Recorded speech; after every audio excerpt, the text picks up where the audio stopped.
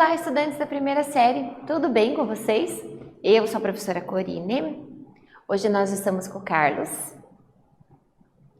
Nossa aula hoje é Introdução à Farmacologia.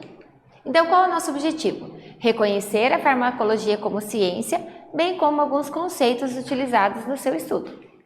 Então, você se lembra, né? Alguma vez você já passou por uma situação de que você estava com um mal-estar, uma dor, e alguém indicou um chazinho? Toma chá de tal coisa que ele vai melhorar. Né? Será que existe alguma relação com esse tipo de tratamento, né? Tomar o chá, pôr bolsa d'água quente? Será que existe alguma relação desse tratamento com os medicamentos que são prescritos pelos médicos?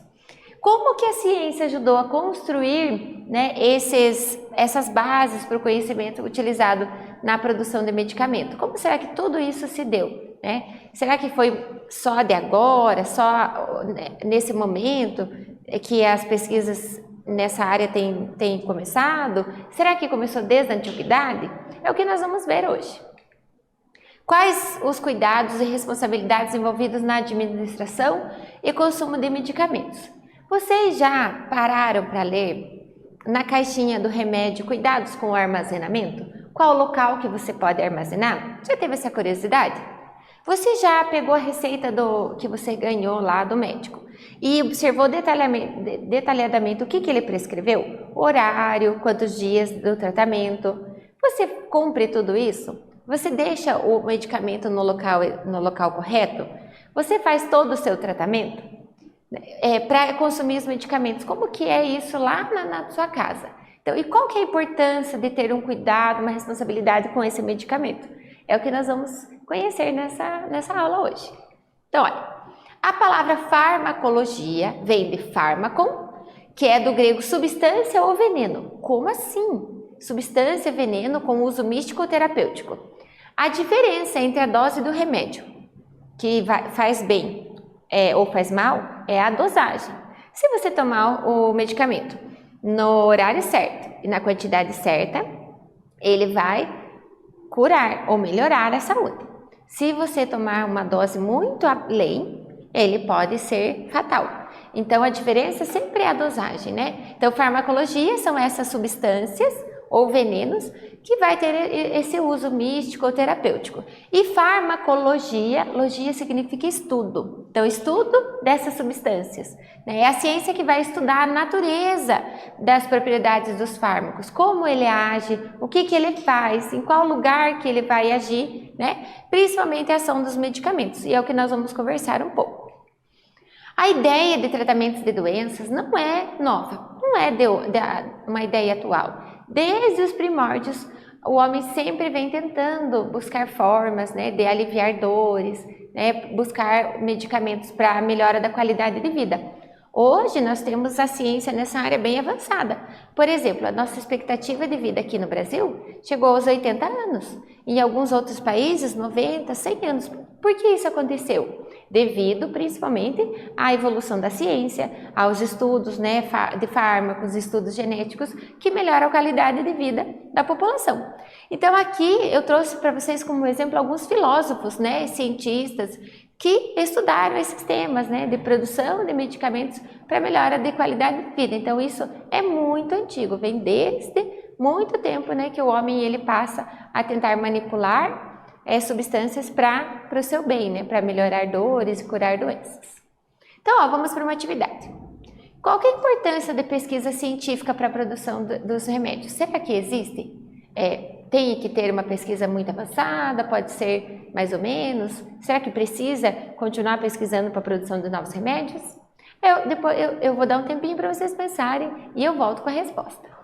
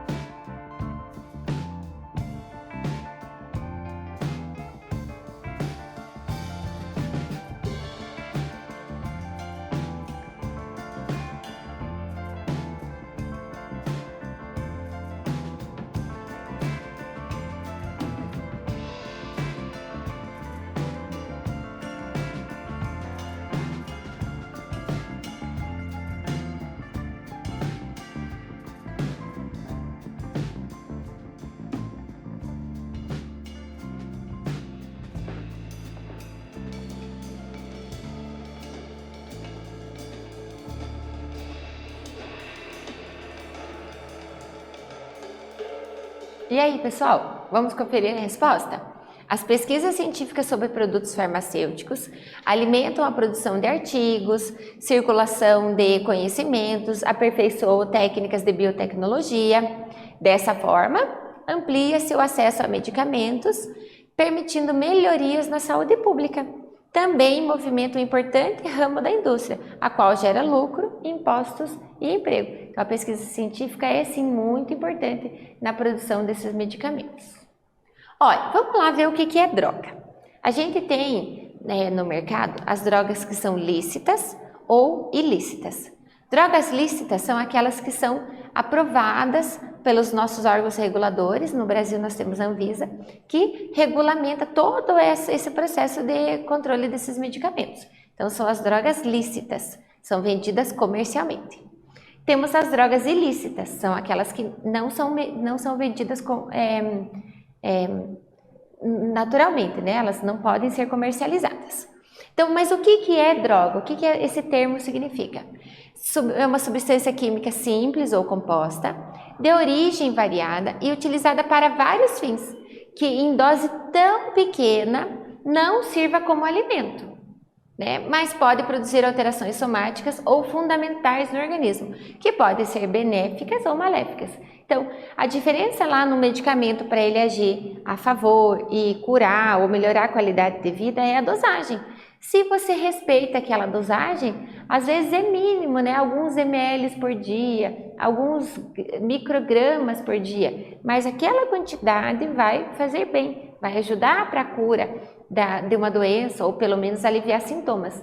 Então, dependendo da dosagem, ele vai servir, né, para ser benéfica ou maléfica. Observe aqui, olha, a imagem, esses amarelinhos são essas substâncias e elas vão agir lá nas nossas células, né? Ajudando que tenha alterações, né? E melhorando dores ou curando até as doenças. Remédio. O que é remédio? Vocês já viram falar, esse daí não tem remédio?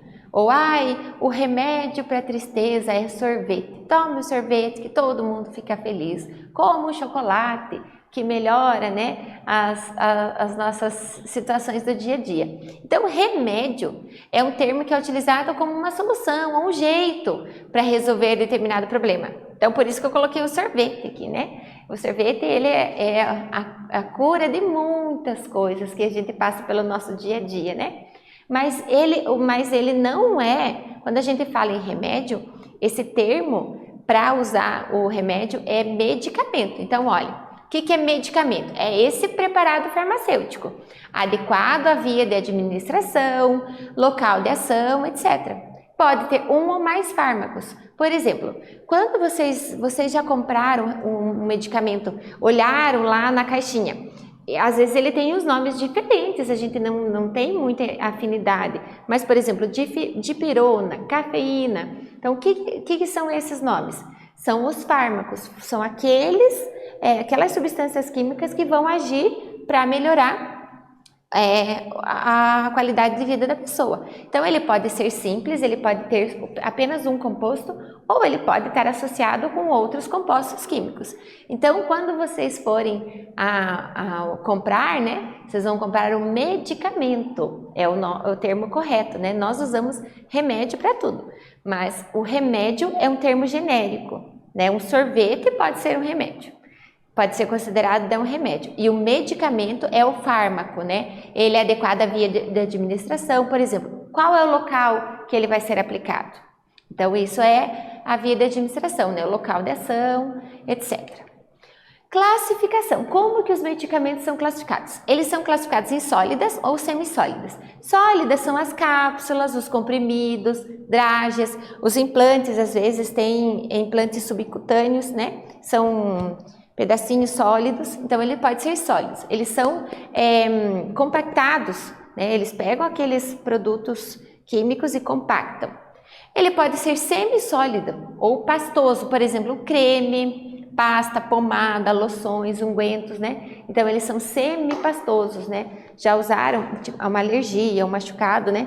Usam uma pomada, um creme, que são aplicados lá na pele. Podem ser líquidas, né? Suspensões, emulsões, soluções, gotas, xaropes, né? Então são tomadas, podem ser misturados na água ou podem ser já preparados já para colocar, né, o que nem o xarope, vem o líquido e você vai tomar, né?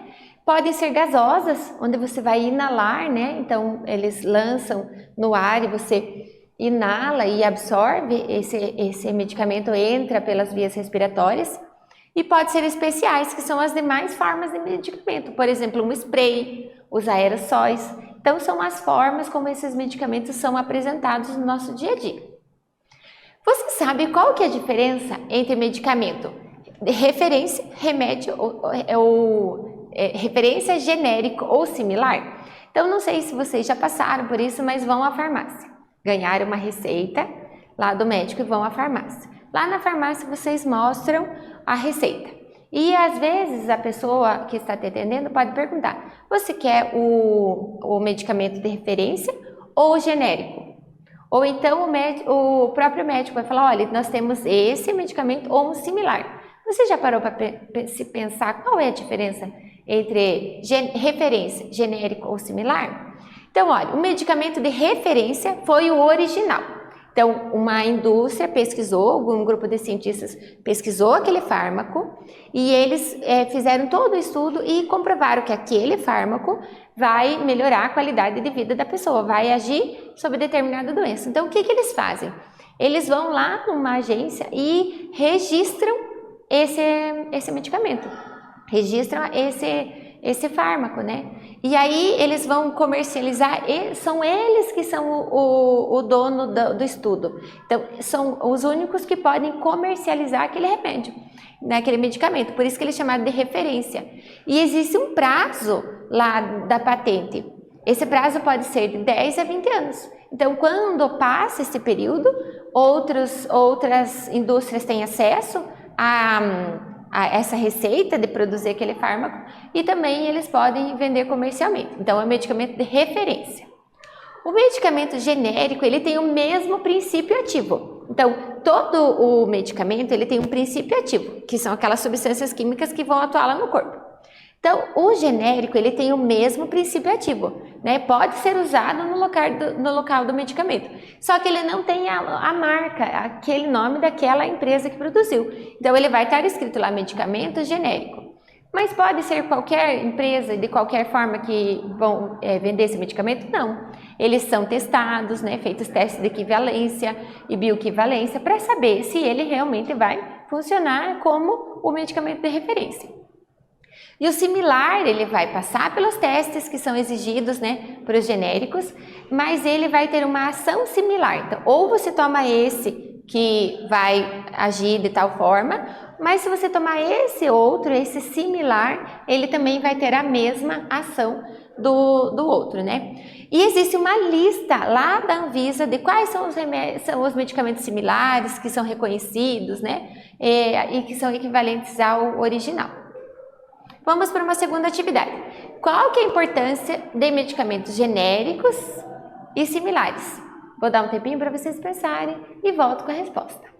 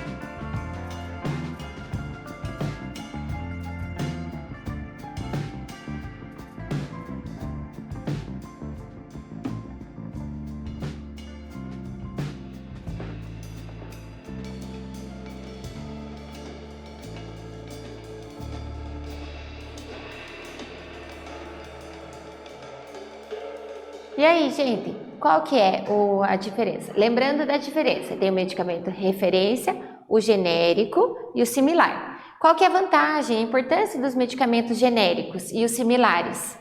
Olha, eles possuem o mesmo princípio ativo, né? Mas na mesma dose, né, e tal.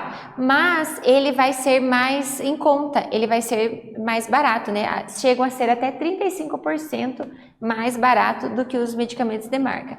E os similares a mesma coisa, ele vai ser similar ao primeiro fármaco e ele também vai ser mais em conta do que o medicamento de referência. Vamos lá para uma notícia, ela é muito interessante. Você já viu que existem comprimidos que tem uma marquinha no meio? E você já viu alguém falar para você, tome só metade, você vai lá e corta metade e toma? Vocês já fizeram isso? Será que isso vale? Será que isso é bom? Vamos lá ver nessa notícia, olha. A prática de quebrar um comprimido pela metade para alcançar a dose prescrita pelo médico pode prejudicar o tratamento ou expor o paciente a uma superconcentração do remédio, deixando vulnerável a efeitos tóxicos. Segundo a diretora da Faculdade de Ciências Farmacêuticas da USP, Terezinha Andreoli Pinto, a maioria dos comprimentos sulcados não se presta a uma divisão perfeita. Quando quebrado, além da falta de uniformidade, o remédio pode sofrer alterações no teor ou se degradar em substâncias que tenham toxicidade. Uma resolução de 2003 da Agência Nacional de Vigilância Sanitária, a Anvisa, determina que comprimidos revestidos, medicamentos com liberação controlada, cápsulas, drages e pílulas não podem ser partidos. A Anvisa recomenda o cuidado na partição de comprimidos pequenos, dada a dificuldade de se localizar com exatidão. Então, olhem, vejam aqui. A indústria está lá fazendo a produção daquela medicação. Eles vão ter o cuidado, será, de dividir exatamente metade das substâncias aqui e metade dessas aqui? Né? Às vezes eles não têm como controlar, o medicamento é muito pequeno. E aí quando você corta pela metade, você pode estar pegando a metade que não tem muitos fármacos, ou então pegando a outra metade que tem muitos fármacos. E isso vai ter uma forma de ação diferente. Cada medicamento ele tem um local para ser degradado. Então, às vezes ele tem uma película, por exemplo, que envolve aquele fármaco, né, aquele medicamento. Para que serve aquela película? Ele vai proteger, né, dos ácidos do estômago, por exemplo, e a liberação dele deveria acontecer só no intestino. Quando você corta ele pelo meio, você expõe esses fármacos à temperatura ao ambiente. Se você engolir, por exemplo, a própria saliva pode ter um pH diferente e atuar na mudança desses fármacos. Então, a Anvisa, que é esse órgão regulador, diz que a gente não deve partir os medicamentos pelo meio. Mas o que eu posso fazer então? Você tem a alternativa de pedir para manipular um medicamento. Você vai numa farmácia de manipulação, no local que faz isso, e eles manipulam, eles vão produzir a fórmula correta para aquilo que o médico prescreveu. Então, se vocês tinham esse costume, conhecem alguém que faz isso, não façam mais, porque ele pode ser prejudicial em vez de melhorar. Então, o que nós vimos nessa aula? Nós vimos o que é farmacologia, também um pouco da história dessa ciência, né? Nós vimos que ela vem desde a antiguidade, através de chás, né? Muitos desses chás que a gente toma no nosso dia a dia já foram comprovados a ação deles científica, já viraram medicamentos, né? E também nós vimos sobre os significados, as classificações e cuidados com os medicamentos. Eu espero que vocês tenham gostado. Até breve!